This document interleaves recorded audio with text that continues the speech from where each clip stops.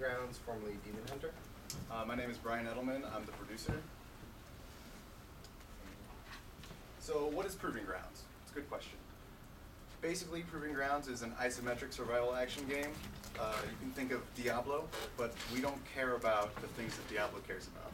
We care about emerging gameplay, a lack of a focus on numbers and weapons and skills. Proving Grounds is a game about skill, not skills. We're going the vertical slice route, kind of like Blink did in previous years. We want something finely polished, very short, about 15 to 20 minutes, and something that's a great showpiece for everyone involved.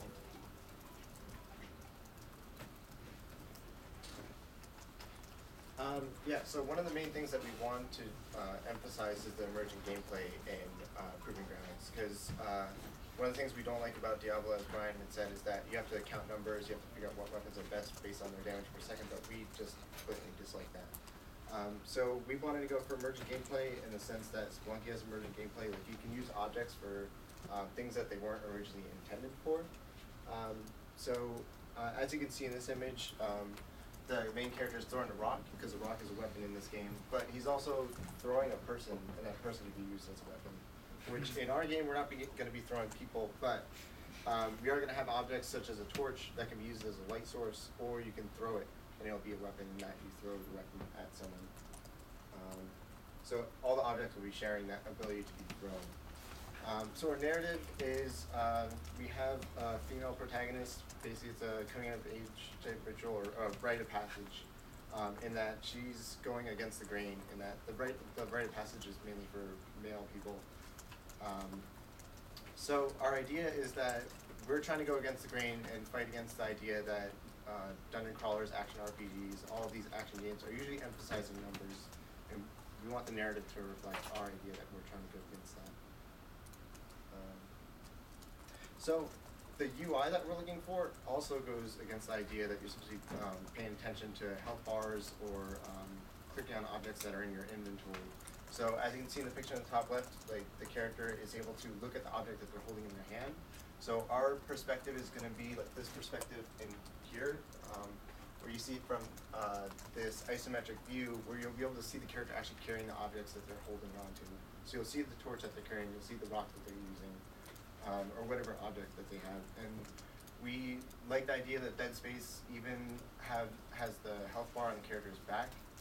We just want to take it a step further and not even have the idea that they have to have this extra user interface to show things. And so the tools that we're using, currently we're using Unity to build the prototype out, but we're not going to be using that next year. Next year we're going to be using UDK for the fact that we need lots of physics. We need a lot stronger physics engine, and Unity can't quite handle what we need to handle, as well as we're looking to really polish this game out, and Unity can do a lot, but not make it look great like we want it to. Oh, and the fact that it's in UDK, we're going to be making it for PC, so we just want to make that clear. This is our trailer that we have. That's not it.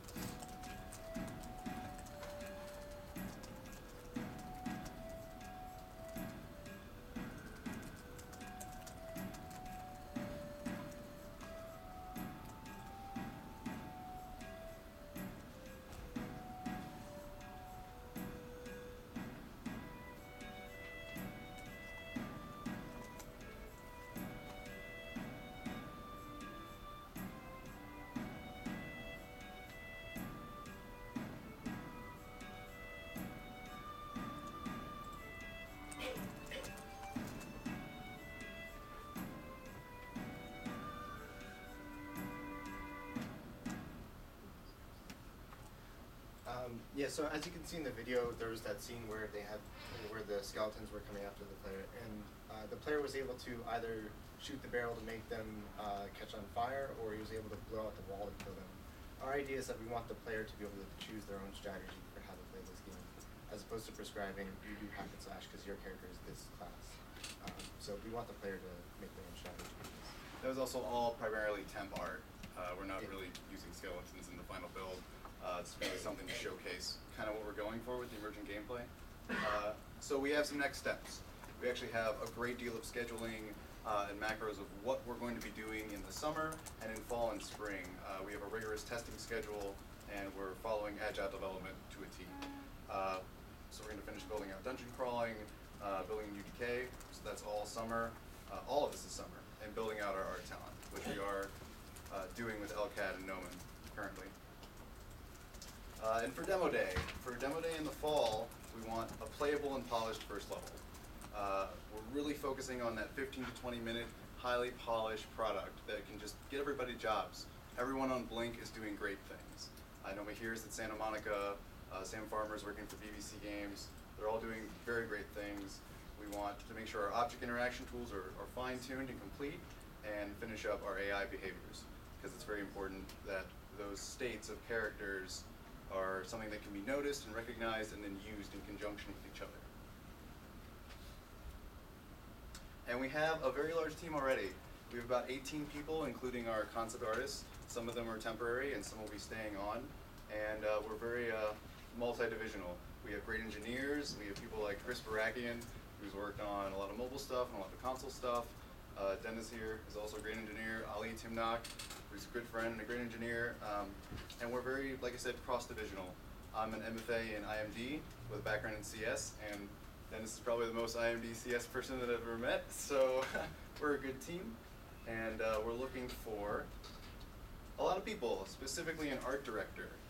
We're also looking for 3D animators and modelers, a lot on the art side, but really, if you think you can donate anything to Proving Grounds that you think will make it a much better game or a much better experience, we'd love to talk with you. And we're very open to talk, and come and talk to us. Yeah, that's basically it.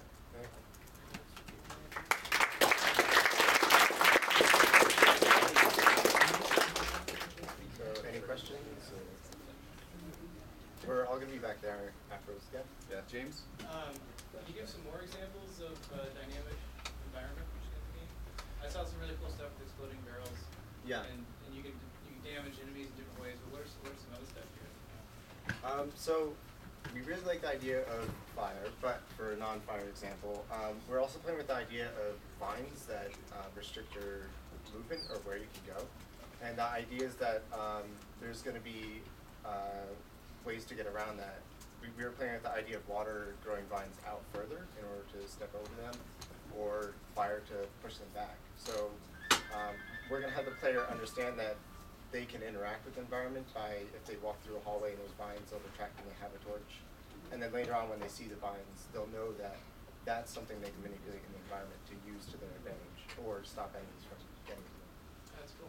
And not just the environment strictly, but also enemies within the environment we're counting as environment, because kind of like in the way that BioShock allows you to hit like a Big Daddy up against splicers, we want to make sure there's a type of rock, paper, scissors style aspect to different enemies, so that if you were to lure one to another, it could kind of do your work for you.